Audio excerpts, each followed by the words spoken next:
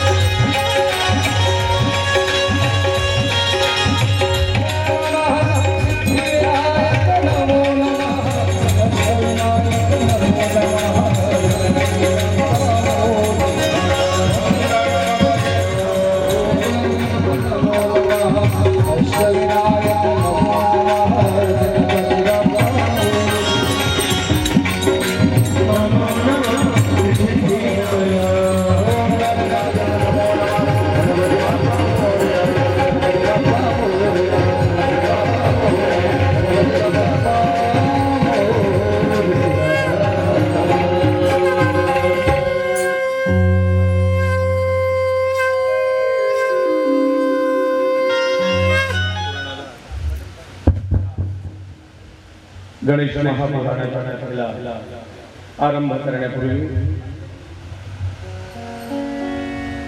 नित्य आपल्या दरवर्षाच्या नियमाप्रमाणे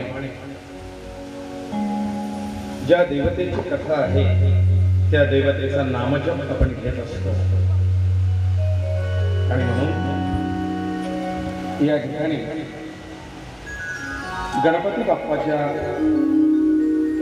नाम मंत्राचा जप करण्यात आली त्याप्रमाणे गणेशाला जर आपल्या हृदयात स्थापन करायचं असेल तर आपलं हृदय, आपलं मन, आपलं चित्त, आपलं अंतःकरण सुद्धा शुद्ध आणि पवित्र असावं, निर्मळ असावं. म्हणून देहशुद्धीसाठीचा आश्रय घेऊ. मी म्हणेनच आपणही म्हणा आणि आपल्या नमो नमः. ओम गणपतये नमः. ओम गणपते नमो नमः. ओम गणपतये नमः गं गणपते गं गणपतये नमः गं गणपतये नमः गं गणपतये नमः गं गणपतये नमः गं गणपतये नमः गं गणपतये नमः गं गणपतये नमः गं गणपतये नमः गं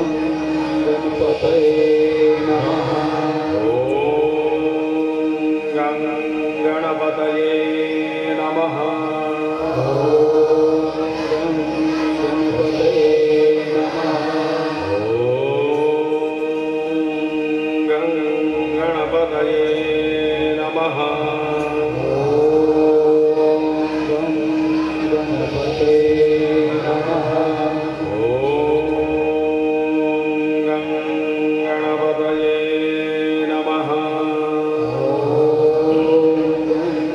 गणपतये नमः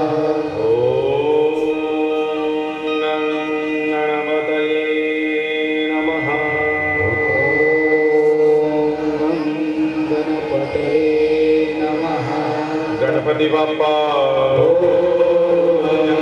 मंगलमूर्ती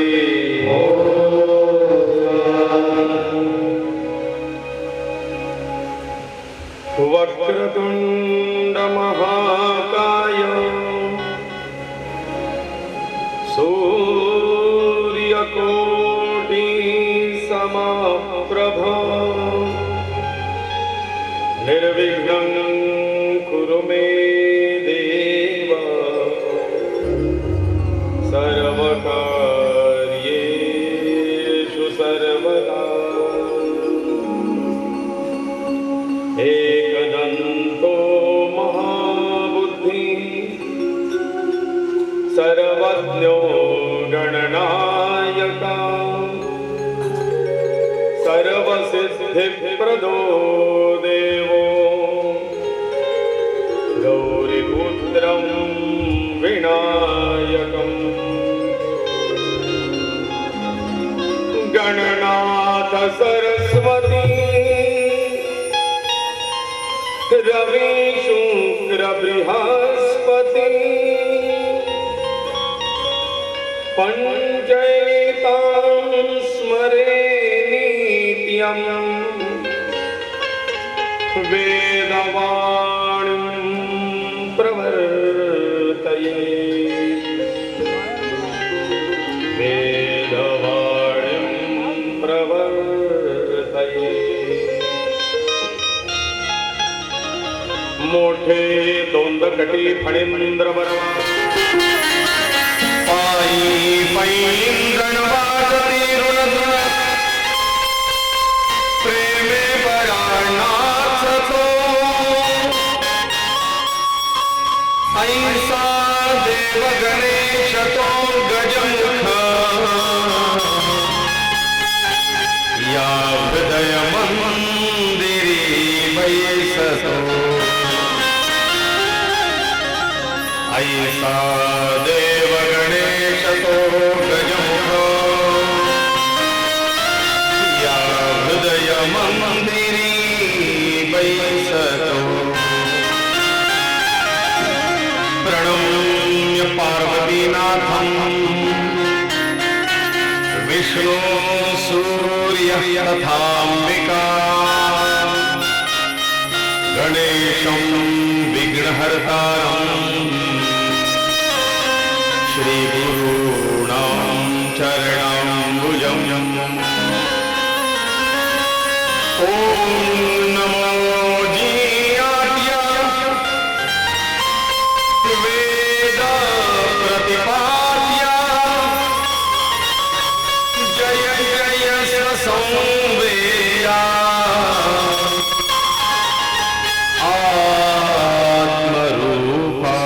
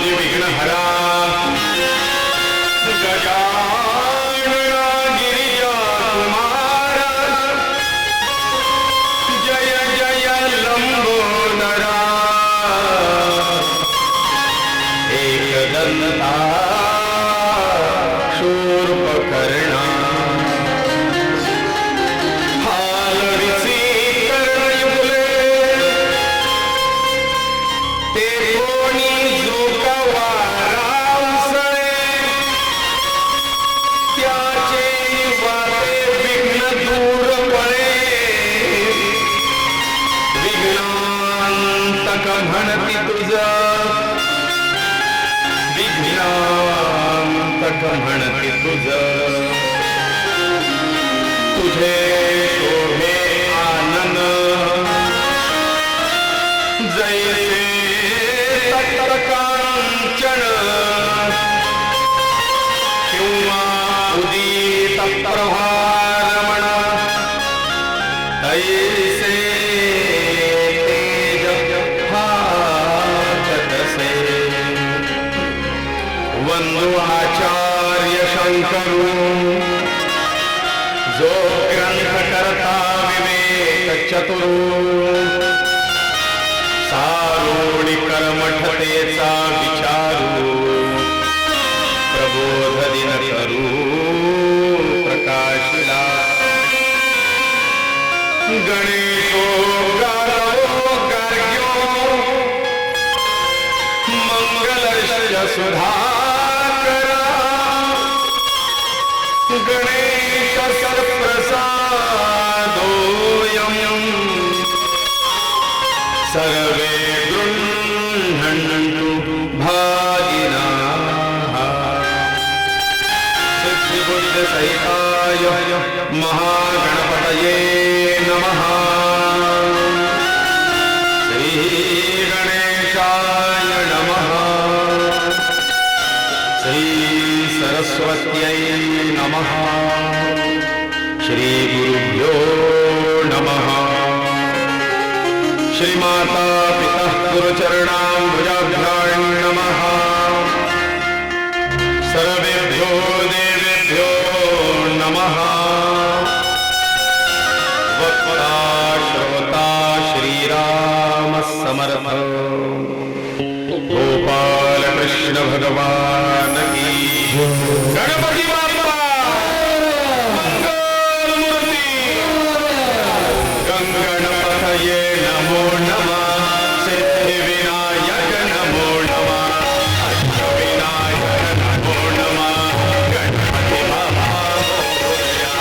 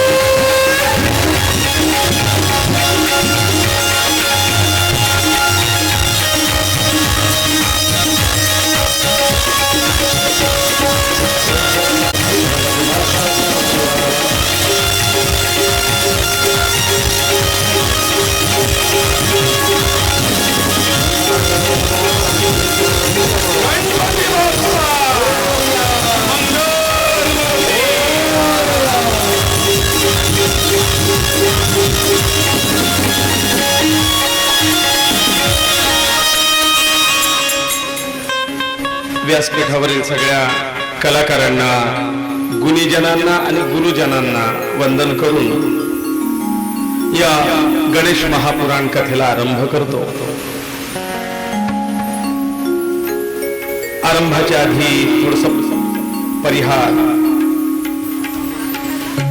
दरवर्षाप्रमाणे याही वर्षी स्वर्गवासी सौ कमल काकू, कमल लक्ष्मण शिरोडे यांच्या पंचम वर्ष श्राद्ध आता जवळ येत आहे, 23 तारखेला.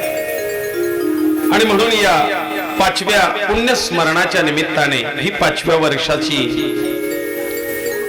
कथा आहे. 5 वर्ष परिपूर्ण व्हायला आली आणि त्यांच्या त्या जीवात्म्याला उत्तम गती प्राप्त हो या निमित्ताने प्रतिवर्षी ज्ञानदान आणि अन्नदान असा उपक्रम आदरणीय अण्णा यांनी घेतलेला आहे. 5वं वर्ष या कथेच्या उपक्रमाचं आहे. त्यात या वर्षाचं आणखीन एक औचित्य, अण्णांचेच भाऊ मधुकर मधुकर काका, त्यांचंही देहावसान, देवाज्ञा झाली आणि त्यांचंही पहिलं वर्ष आहे. आणि या निमित्ताने या ज्ञान गंगेच्या प्रवाहात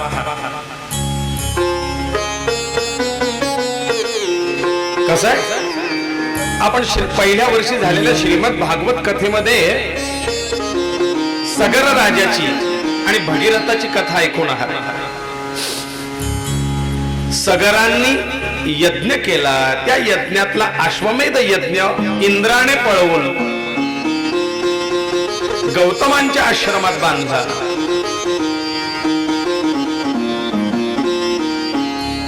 मग कथा अनेक प्रकारे चालली, पिढ्यान पिढ्या. त्या सगरांना तर ऋषींनी जाळून भस्म केलं होतं, कारण त्या सगर राजाच्या मुलांनी ऋषींवरती आळा घेतला की आमचा घोडा तुम्ही चोरून आणला, तुमच्या आश्रमात बांधून ठेवला. वास्तविक ऋषींना याच्याशी काही घेणं देणं नव्हतं, माहितीही नाही. पण त्यावेळेला ऋषींनी त्या सगळ्या सगर पुत्रांना जाळून भस्म केलं त्यांच्या क्रोधाग्नीने. पण मग आता या आपल्या पूर्वजांचा उद्धार कसा व्हावा याकरता चिंतित असलेले सगर राजाचे वंशज मग त्यांनी प्रयत्न केले आपल्या पितरांच्या उद्धारासाठी. एक पिढी संपली, दुसरी पिढी संपली, तिसरी पिढी संपली आणि मग त्या पिढीमध्ये दिलीपाच्या नंतर हा भगीरथ राजा जन्माला आला. आणि भगीरथ राजाने सुद्धा आपल्या पूर्वजांनी केलेले प्रयत्न ते न थांबवता त्यानेही आपल्या पितरांच्या मोक्षासाठी प्रयत्न सुरू ठेवले आणि शेवटी यश भगीरथ राजाला. म्हणून एकाने चालू केलेला तो प्रवाह त्याच्यापुरता मर्यादित असतो असं नाही. तो प्रवाह पुढच्या पिढीलांनी, पिढीतल्या लोकांनी तो प्रवाह चालू ठेवावा. न जाणो त्या प्रवाहाच्या कुठल्या क्षणी कुठल्या वेळी कोणाला त्या भगवंताची प्राप्ती होणार आहे हे त्याच्याच मनात. राजा भगीरथाला यश तर आलं. इष्ट देवाने सांगितलंय की राजा, तुझ्या वंशजांच्या उद्धाराकरता गंगा हे एकमात्र साधन आहे. या गंगेच्या जलप्रवाहामध्ये ज्या वेळेला तू या वंशजांची साठवून ठेवलेली रक्षा, कारण हजारो सगरपुत्र जळून भस्म झाल्या, त्यांच्या राखीचा डोंगर होता. या अस्थि विसर्जन ज्या वेळेला तू त्या गंगेच्या जलामध्ये, त्या प्रवाहामध्ये करशील, त्या वेळेला तुझ्या वंशजांना मोक्ष प्राप्त होईल. भगीरथाने पुन्हा तपस्या सुरू केली, गंगेला प्रसन्न करून घेतलं. नमामि गंगे तव पाद पंकजम सुरासुरैर्वन्दिता दिव्य रूपम भुक्तिं च मुक्तिं च ददासि नित्यं भावा नियमानुसारेण सदा नराणाम्. हे माता गंगे, भुक्तींच मुक्तींच ददासी नित्यम. भुक्ती आणि मुक्ती. भुक्ती म्हणजे इहलौकिक आणि मुक्ती म्हणजे पारलौकिक, असे दोघेही फळ देणारे तू आहेस. तू प्रसन्न हो आणि माझ्या पूर्वजांचा उद्धार करण्याकरता माझ्या बरोबर भूतलावरती चल. तेव्हा गंगा पृथ्वीवरती नव्हती, ही गंगा स्वर्गात होती. आकाश गंगा, देवलोकीची गंगा. मग गंगेने सांगितलं ठीक आहे, मी यायला तयार आहे, मी प्रसन्न आहे, पण माझ्या वेग प्रवाहाचा जो वेग आहे हा सर्वसामान्य कोणी सहन करणार नाही. आणि त्या वेगाने जर मी आकाश मंडलातून पृथ्वीवरती आली तर पृथ्वीला आरपार छिद्र पडून इकडची तिकडे चालली जाईल, है ना. कथेचा तो प्रवाह वेग असा असतो की तुमच्या इकडून तिकडे चालला जातो. त्या गंगेने तेच तर सांगितलं, तर हा ज्ञान प्रवाह माझा एवढा आहे, तो कुठेतरी अडवण्याची कॅपॅसिटी तर तुमच्यात पाहिजे, ती क्षमता तर पाहिजे. मग ती क्षमता कोणात आहे? सगळे माझ्या वेग साहू शकत नाही.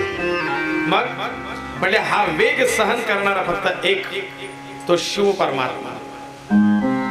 महादेवांनी जर मनात घेतलं तर मग ते माझा वेग कुठेतरी सावरून मला त्या पृथ्वीपर्यंत पोहोचवू शकतात. बघा का सांगितलं असेल असं. भवानी शंकर वंदे श्रद्धा विश्वास रूपिणो.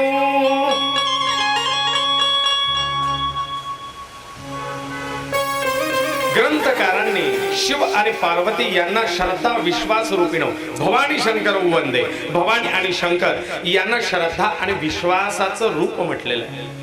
श्रद्धा म्हणजे पार्वती आणि विश्वास म्हणजे शिव परमात्मा. मग ज्या वेळेला तुमच्या ठाई श्रद्धा आणि विश्वास असेल त्या वेळेला हा ज्ञानाचा प्रवाह तुमच्या एक ठिकाणी येऊन थांबेल आणि तो जिरेल, मुरेल. पाणी अडवा पाणी जिरवा.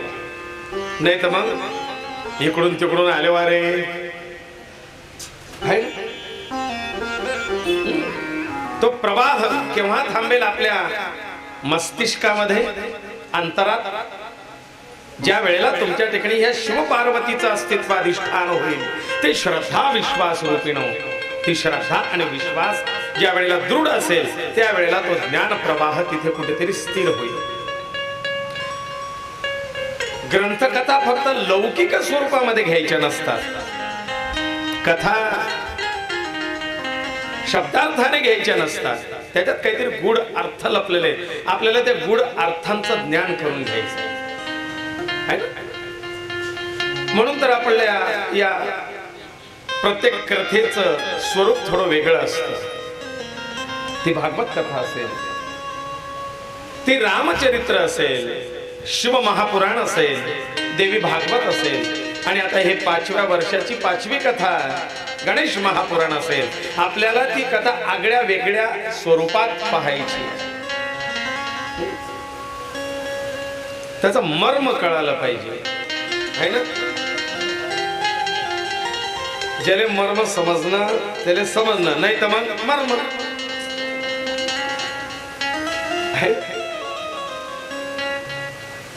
त्या कथेचं मर्म समजून घ्यायचं असेल तर इथे श्रद्धा आणि विश्वास असावा. नाही तर मग या डोहात बुडून जाई. ग्रंथकार म्हणतात हा भवसागरीचा डोह आहे ना, या डोहात बुडून जा. आम्हाला काय करायचंय? सगळ्यांचा ठेका थोडी घेतलाय म्हणले. ज्याला इच्छा असेल, ज्याला तळमळ असेल, तो तरुण जायची. त्यालाच आम्ही तीरावरती लावू, मार्गावरती लावू. आणि म्हणून मग हा जो ज्ञान प्रवाह आणि अन्नदान प्रवाह होतोय, या प्रवाहामध्ये जसं त्या भगीरथ राजाने शिव परमात्म्याला प्रसन्न करून घेतलाय आणि त्या परमात्म्याने ते आकाशातून वाहत येणाऱ्या गंगेला आपल्या जटेत स्थिर केलं आणि हळूवार मग ती धार पृथ्वीवरती प्रवाहित केली. कैलास पर्वतावरतून. आणि मग ती गंगा खडखड खडखड खडखड. बघा तिथे अगदी छोटीशी गंगा आहे, उत्तराखंड कैलास पर्वत जिथे उगम आहे तिथे अगदी छोट्याशा धारेपासून सुरुवात आहे, पण पुढे गेल्यानंतर एवढा मोठा प्रचंड वेग आहे तिचा, सहन नाही होत. त्या गंगेच्या प्रवाहात मग भगीरथ राजाने आपल्या पितरांचे जे काही जळून भस्म झाले होते त्यांच्या अस्थी प्रवाहित केल्या आणि मग त्या पितरांना मोक्ष प्राप्त झाला.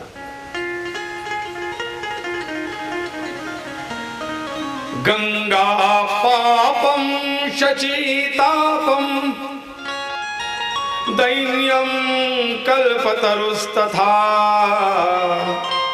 गंगा पाप हरण करते आणि इथे यांचं पाप नष्ट झालं,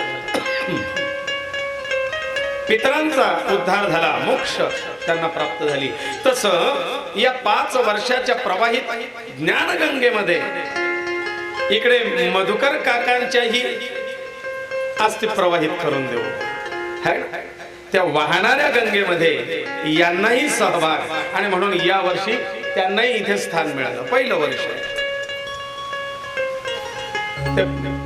आनंद सांगितलं या वर्षी आपण काकांचा फोटो त्याच्यात ऍड करू.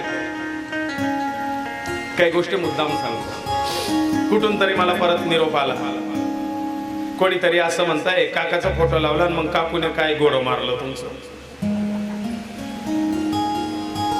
पण काकूंना जाऊन किती वर्ष झाले?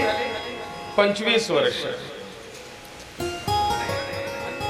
आणि म्हणून पहिल्या पुण्यस्मरणाने त्यांच्या भाग्यानुसार मागच्या काहीतरी 2-4 कथा त्यांनी ऐकल्या आहेत आणि त्याच्यामुळे त्या कथेचं पुण्य कुठेतरी त्यांच्या गाठीशी पडलं की बरोबर त्यांच्या पहिल्या पुण्यस्मरणाला कथा. म्हणून म्हटलं ते 25 वर्ष होऊन गेलेले. काकूंचं नाही, काकांचं पहिलं पुण्यस्मरण आहे ना, त्यांना अवश्य घेणं आहे या प्रवाहात. कारण वाहत आहे आता तो प्रवाह वाहतोय ज्ञानगंगेचा या. कारण कुठेतरी गैरसमज दूर करणं हे आपलं कर्तव्य आहे. शंका असतात, यस नकामोर लिहिलं तेच नकामोर नाही लिहिलं, जोडी जोडीने पाठाडायला पाहिजे होतं. मग काकांचाही त्यांनाही यावर्षी भगवान परमात्म्याच्या त्या यमराजाच्या द्वाराशी त्यांना जायचं आहे. या कथेची शिदोरी घेऊन जा, तुम्हाला मोक्ष मिळेल. हे तिकीट दाखवा आणि सांगा इकडून आलोय म्हणून. काकूच्या काही ते भाग्यात नव्हतं बिचारीच्या त्यावेळेला कथा ऐकणं. काकाची काहीतरी पुण्य नाही, 4 वर्षाची कथा ऐकली 5व्या वर्षी. आणि म्हणून काकांचं प्रथम पुण्यस्मरण आजी आजोबा स्वर्गवासी जगन्नाथ शिरोडे आणि कमलदेवी शिरोडे, शेवंताई शिरोडे, कमलबाई शिरोडे आणि जगन्नाथ शिरोडे आणि त्यांच्याबरोबर मधुकर शिरोडे. या सगळ्यांना सद्गती प्राप्त व्हावी. आणि प्लस मग याच्यामध्ये असं नसतं हो यांचा फोटो लावला किंवा त्यांचा ठेवला यांचं नाव घेतलं म्हणजे तेवढ्यांचंच फक्त रिझर्वेशन कन्फर्म झालं, बाकीचे वेटिंगला आहे. दशपूर्वान दशापराण आत्मना सह 21 पुरुषान उद्धरतुम.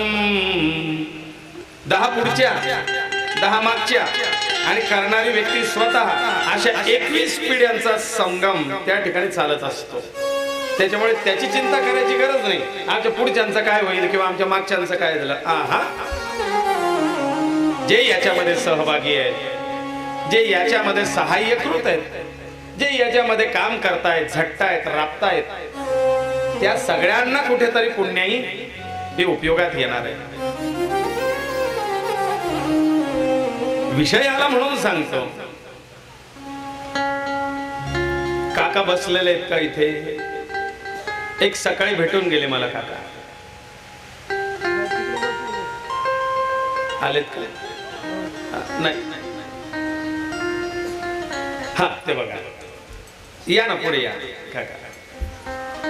काकांनी सकाळी डोळ्यात पाणी आलं आणि अशा अवस्थेत त्यांनी मला त्यांचा अनुभव सांगितला. सांगताना त्यांचं मन गहिवरून आलेलं होतं. त्यांच्यावरती काय बितली ती आप भीती ते मला सांगत असताना म्हटलं काका जरूर तुम्ही कथेत सांगा म्हणजे बाकीच्यांना प्रेरणा मिळेल. आपला अनुभव माईक देता का? काय प्रसंग आला त्यांच्यावरती बघा या कथेच्या याच्यातून. नाही सांगा ना, तुम्ही सांगा. आपला काय मिश्राजीचा कार्यक्रम चिठ्ठी पडून कुठेतरी फलश्रुती त्यांना प्राप्त झाली. तळमळ असावी लागते, तळमळ. त्या कार्यक्रमानिमित्त आम्ही मनात जवळजवळ 1 महिन्यापासून तयारीत होतो. अचानक आमच्या मंडळीला म्हणजे अटॅक आला 10 तारखेला. या ठिकाणी त्यांना मी 2-3 ठिकाणी दाखवलं, पण या लोकांनी मला खूप लुटून घेतलं. परंतु ईश्वर कृपेने जसं म्हणताना देव कधीतरी मिळतो आपल्याला. त्या दिवशी एक व्यक्ती मिळाली, त्यांनी सांगितलं तुम्ही आता इथं काही राहू नका, मी तुम्हाला पत्ता देतो, त्या ठिकाणी जा. तर त्यांच्याजवळ पत्ता घेतल्यानंतर मी सह्याद्री हॉस्पिटल नाशिक येथे गेलो. राहुल कैची सर म्हणून त्यांच्याकडे गेल्यानंतर त्यांनी आम्हाला ॲडमिट करून घेतलं. सर मी अशा परिस्थितीत आहे, मला श्रवण करण्या म्हणजे ते ऐकण्याची खूप इच्छा आहे, परंतु असं घडल्यामुळे मी आता यापासून मुक्ती मिळणार आहे मला. तर त्यांनी सांगितलं काही काळजी करू नका बाबा.